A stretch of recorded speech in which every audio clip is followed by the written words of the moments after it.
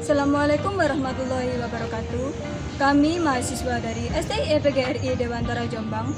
Video ini kami buat untuk menyelesaikan tugas mata kuliah Manajemen SDM dengan dosen pengampu Bapak Nur Ali SEMM. Kami dari kelompok 4 akan mempresentasikan bab pemutusan hubungan kerja atau biasa disebut dengan PHK. Sebelum itu, saya akan memperkenalkan anggota dari kelompok kami. Yang pertama yaitu Ardan Wahyu dengan NIM 2161004 dan yang kedua yaitu Nurul Aziza dengan NIM 2161017 dan yang ketiga Siti Lailatul Fitriah dengan NIM 2161026 dan yang keempat Ikhtiar Rafian Diva Aulia dengan NIM 2161044 dan yang terakhir yaitu Risma Vidya Suti dengan NIM 2161057.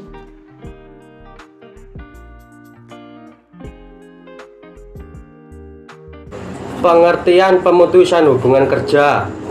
Menurut Undang-Undang Nomor 13 Tahun 2003 tentang Ketenagakerjaan, yang dimaksud dengan hubungan kerja adalah hubungan antara pengusaha dengan pekerja atau buruh berdasarkan perjanjian kerja yang mempunyai unsur pekerjaan, upah, dan perintah. Dari definisi tersebut dapat dipahami bahwa hubungan kerja dapat terjadi akibat adanya perjanjian kerja, baik perjanjian itu dibuat secara tertulis maupun secara lisan. Menurut pasal 1 poin 14 Undang-Undang Ketenagakerjaan, yang dimaksud dengan perjanjian kerja adalah perjanjian antara pekerja atau buruh dengan pengusaha atau pemberi kerja yang memuat syarat-syarat kerja, hak dan kewajiban para pihak.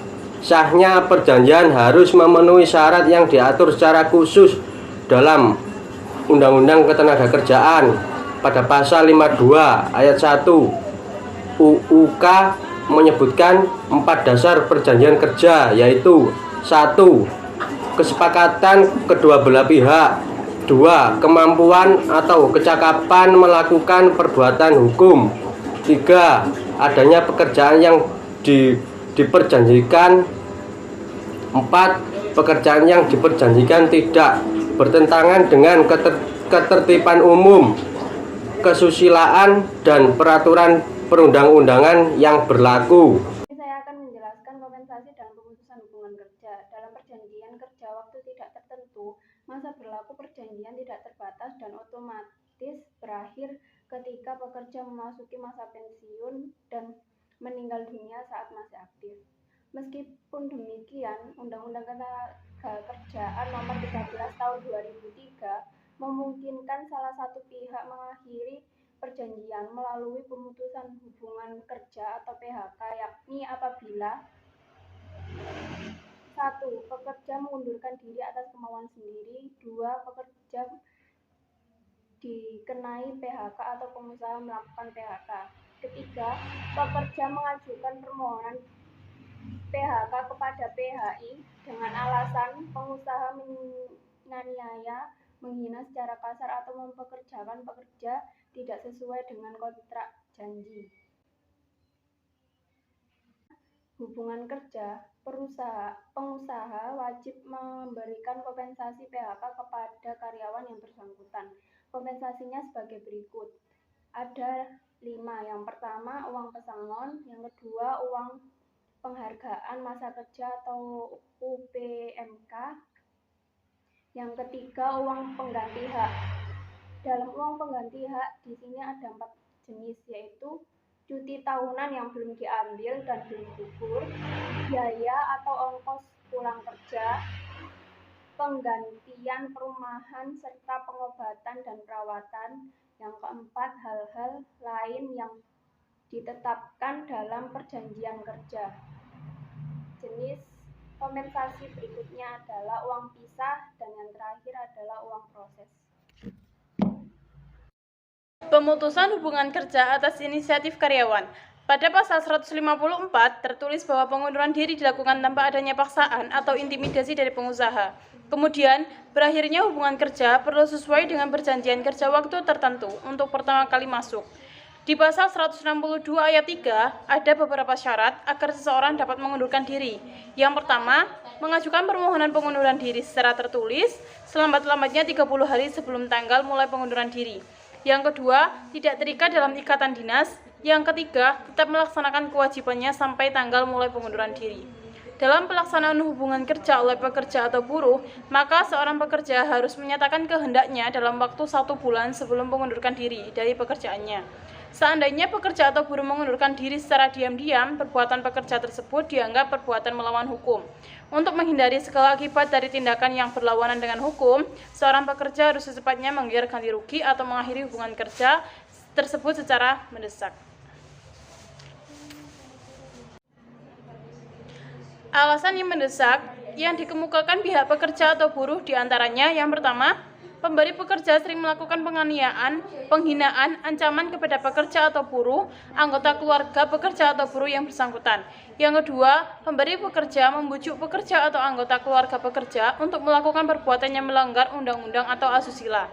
Yang ketiga, pemberi kerja sering membayar upah atau gaji dalam keadaan terlambat atau tidak tepat waktu.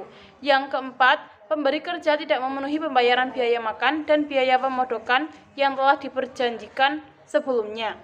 Yang kelima, pemberi kerja tidak memberikan pekerjaan yang cukup kepada pekerja yang upahnya ditetapkan berdasarkan hasil pekerjaan yang dilakukan. Nah, seandainya ditemukan alasan-alasan tersebut, maka pemutusan hubungan kerja tidak dibebankan kepada pekerja atau buruh untuk memberikan ganti rugi, melainkan sang pemberi kerja pula yang harus membayar biaya ganti rugi menurut masa kerja pekerja atau ganti sepenuhnya. Pemutusan hubungan kerja oleh perusahaan merupakan masalah yang sangat penting dalam hubungan kerja.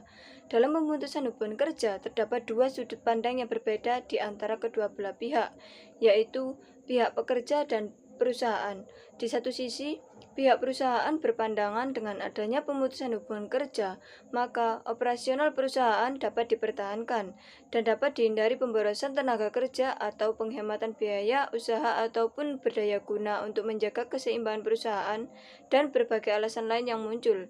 Dalam hal ini, pihak perusahaan selalu berkeinginan bebas secara murni dari segala tuntutan kewajiban yang membebaninya. Persoalan utamanya yaitu tidak adanya kepastian tetap bekerja dan jaminan pendapatan.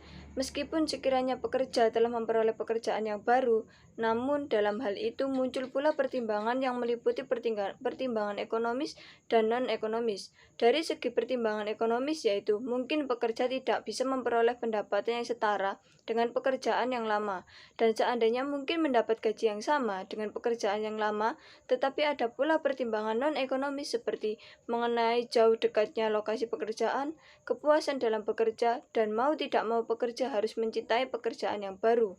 Perusahaan melakukan PHK jika 1. Perusahaan menganggap jumlah karyawan terlalu banyak.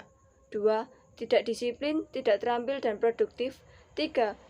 Berperilaku asusila dan tidak kooperatif. Perusahaan juga perlu berpatokan sesuai pasal 158 Undang-Undang Nomor 13 Tahun 2003, menjelaskan mengenai hal apa saja yang dapat membuat mereka memutuskan untuk meng-PHK. 1. Melakukan penipuan, pencurian, dan penggelapan barang atau uang milik perusahaan. 2. Memberikan keterangan palsu atau yang dipalsukan sehingga merugikan perusahaan. 3. Mabuk, meminum minuman keras yang memabukkan, memakai dan mengedarkan narkotika, psikotropika, dan zat adiktif lainnya di lingkungan kerja. 4. Melakukan tindakan asusila atau perjudian di lingkungan kerja. 5. Menyerang, menganiaya, mengancam, atau mengintimidasi teman sekerja atau pengusaha di lingkungan kerja. Usaha juga dapat melakukan PHK lantaran kondisi perusahaan yang memburuk. Hal ini tercantum juga pada pasal 163 sampai 165 Undang-Undang Nomor 13 Tahun 2003 yang isinya 1. Terjadi perubahan status, penggabungan, peleburan, atau perubahan kepemilikan perusahaan dan pekerja tidak bersedia melanjutkan hubungan kerja. 2. Karena perusahaan tutup akibat perusahaan mengalami kerugian secara terus-menerus selama 2 tahun yang dibuktikan dengan laporan keuangan 2 tahun terakhir yang telah diaudit oleh akuntan publik, atau dalam keadaan memaksa. 3. Karena perusahaan melakukan efisiensi. 4. Karena perusahaan pailit. Pengusaha Juga dapat melakukan PHK dengan alasan apabila pekerja tidak lulus masa percobaan, apabila perusahaan mengalami kerugian sehingga menutup 13 usaha, atau apabila pekerja mengalami kesalahan, dan lamanya masa percobaan maksimal adalah 3 bulan. Pemutusan hubungan kerja karena perundang-undangan. Ketentuan dalam aturan pemburuan nasional pada prinsipnya mengenai PHK menyatakan bahwa berbagai pihak, dalam hal ini pengusaha, pekerja, serikat pekerja, dan pemerintah harus mengupayakan agar tidak terjadi PHK. Pada pasal 151 ayat 1 Undang-Undang Nomor 13 Tahun 2003 dan pasal 37 ayat 1 Nomor 35 Tahun 2021. Lebih lanjut pada pasal nomor 35 tahun 2021 pada bab 5 khusus mengatur pemutusan hubungan kerja dengan rincian.